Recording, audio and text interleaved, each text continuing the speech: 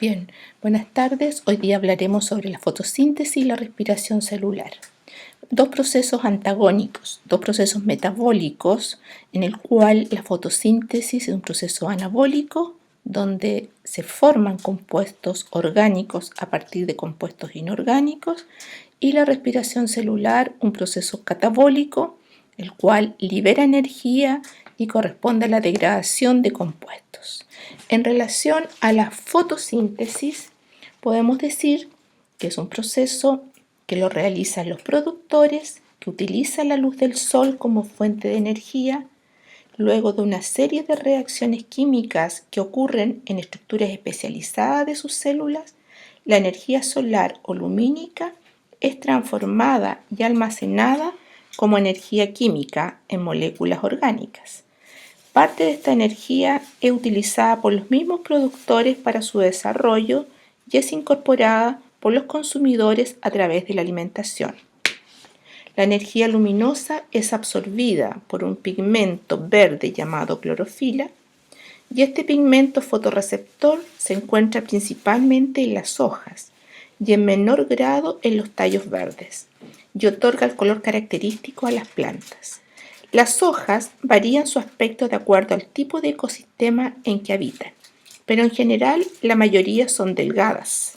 Como se observa acá, dentro de las hojas tenemos los llamados cloroplastos, que es donde se produce el proceso de la fotosíntesis.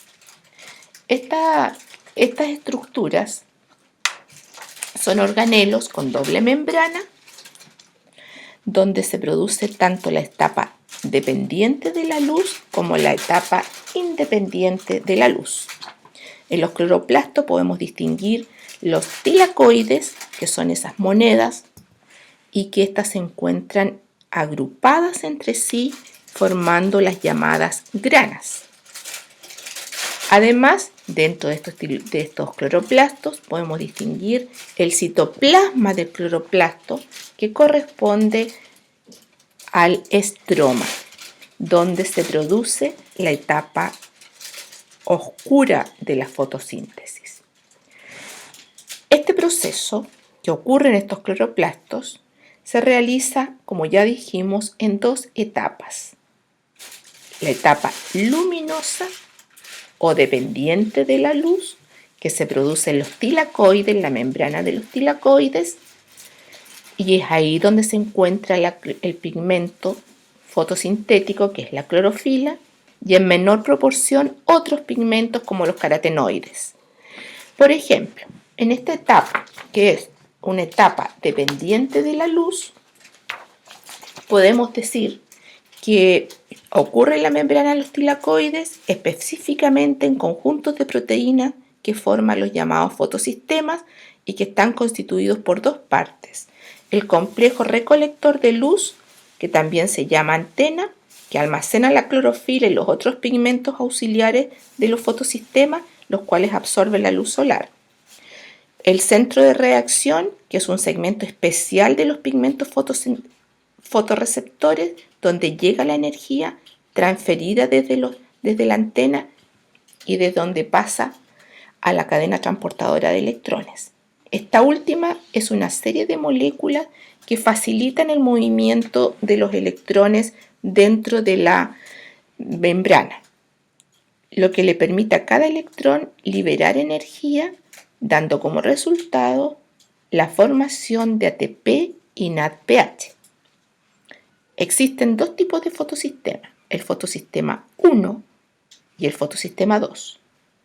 Si ambos fotosistemas funcionan de manera secuenciada y en conjunto, se forman dos tipos de moléculas portadoras de energía, el ATP y el NADPH, y hay liberación de oxígeno.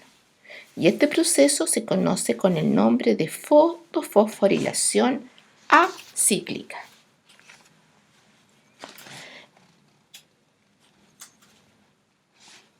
Por lo tanto, los reactantes de esta etapa son el agua, la luz y el CO2. Y una vez que se obtienen como producto de la etapa luminosa, pasamos a la etapa independiente de la luz, ¿ya?, que se utilizan como reactantes los productos de la etapa luminosa. Y en esta fase se lleva a cabo en el estroma del cloroplasto. Y en esta etapa se utilizan el NADPH y el ATP, que fueron generados en la etapa dependiente de la luz, para poder sintetizar glucosa y otras moléculas orgánicas a partir de la fijación de carbono y agua. Las reacciones químicas involucradas en la formación de la glucosa están organizadas de forma cíclica en el llamado ciclo de Calvin o Benson o ciclo C3, debido a que importantes moléculas que participan en este ciclo están formadas por 3 átomos de carbono. Y en este ciclo intervienen una serie de enzimas que se encuentran en el estroma, y para poder realizarlo se requieren de 3 productos básicos: el dióxido de carbono, absorbido por las plantas a través de los estomas y que actúa como fuente de carbono, el ATP y el NADPH, obtenidos de la fase fotoquímica, la ribosa fosfato, que es la que es capaz de fijar el CO2. Y acá tenemos nosotros que este proceso fotosintético influyen varios factores en su desarrollo. Y dentro de esos factores que influyen, tenemos nosotros la intensidad lumínica y la temperatura, como lo ven acá.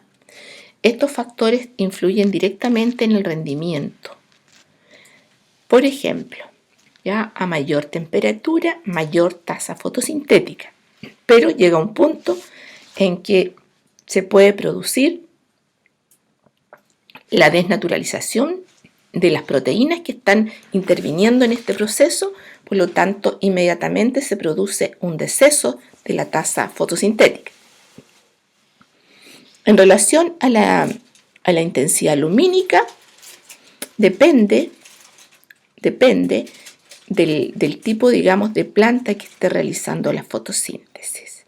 Lo mismo sucede con la concentración de CO2. La concentración de CO2, ¿cierto? El rendimiento de la tasa fotosintética va a depender básicamente de la cantidad de enzimas rubisco que la planta tenga. Porque a mayor concentración de CO2, mayor tasa fotosintética, pero va a llegar un punto en que se va a producir una saturación del rendimiento fotosintético, porque no va a haber más rubisco que la fije. Y en relación a la humedad sucede lo mismo. La concentración del agua, de agua tanto en el suelo como en el ambiente influye de manera determinante en el rendimiento de la fotosíntesis. Al disminuir el grado de humedad se produce una sensible disminución de la fotosíntesis, ya que se cierran los estomas para evitar la pérdida de agua, reduciéndose así la incorporación de CO2.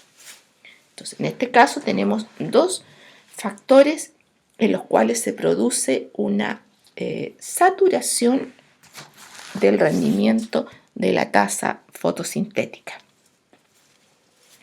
Ahora, fotosíntesis e incorporación de energía en los autótrofos. Mediante la fotosíntesis dijimos que se captaba la energía del sol y junto con ello el aporte de moléculas inorgánicas y se transformaban en molécula orgánica. La reserva de energía generada en el proceso fotosintético es utilizado después en todas las actividades y funciones orgánicas de los mismos autótrofos. Por ejemplo, en las plantas para fabricar nuevos tejidos o sintetizar enzimas, fitohormonas, compuestos de defensa como las toxinas. Y asimismo, esta energía es utilizada por los heterótrofos a través de la alimentación a lo largo de las redes y de las tramas tróficas para realizar todas las funciones vitales.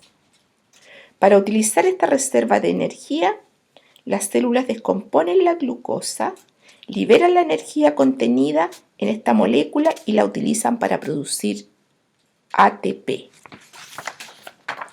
Tenemos acá que los consumidores y los organismos heterótrofos, por su parte, al no ser capaz de sintetizar moléculas orgánicas a partir de factores abióticos como la luz y moléculas inorgánicas, deben alimentarse de estas moléculas mediante fuentes externas y por lo tanto deben consumir a otros organismos o restos de organismos en los que se encuentre esta materia orgánica, puesto que en los alimentos la mayoría de las moléculas se encuentran en la forma de macromoléculas. Antes de ser utilizadas, deberían ser divididas. Lo que tenemos acá es nuestra respiración celular que se desarrolla a través de varios procesos, como lo es la glucólisis, el ciclo de Krebs y la cadena transportadora de electrones. La glucólisis se realiza en el citoplasma de la célula y es un proceso anaeróbico, es decir, que no requiere oxígeno. En cambio, el ciclo de Krebs o ciclo de ácido cítrico es un proceso que se realiza en las mitocondrias, tanto en la matriz como en el compartimento intermembranoso y requiere la presencia de oxígeno. Se produce cuando el ácido pirúvico que se generó en la glucólisis entra a la mitocondria, cuyos últimos productos de este proceso es la obtención de agua, de CO2 y de energía. Por lo tanto, son dos procesos antagónicos, la fotosíntesis y la respiración celular.